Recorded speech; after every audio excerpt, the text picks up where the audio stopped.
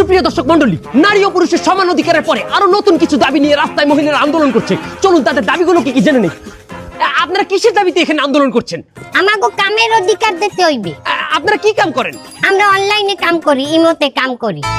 ইমোতে কি কাম? আকাম, সোজা কথা আকাম করি ইমোতে। কি অধিকার চাই আপনাদের? আমাগো ফ্রিল্যান্সিং কার্ড বানাই দিতে হইবে। কি বলেন? ইমোর সাথে ফ্রিল্যান্সারের কি সম্পর্ক? তো ফ্রিল্যান্সাররা কি হরে ডলার কামায়, আমরাও তো ইমোতে ডলার কামাই। আমরা দেশি লোকের লগে ই করি না, আমরা ই করি ইমোতে বিদেশি গো লগে। আচ্ছা, আপনারা যে দাবিটা করছেন এটা কি স্বাভাবিক?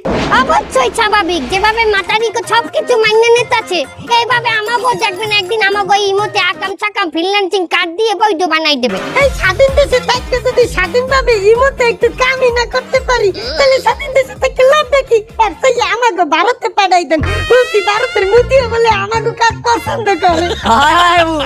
মোদি কি আপনাদের বৈধতা দেবে? অবশ্যই। আর মোদি আমাগো কাট করে দেবে কইছে, আমাগো রাঙ্গি কাট আর সিনাল কাট করে দেবে।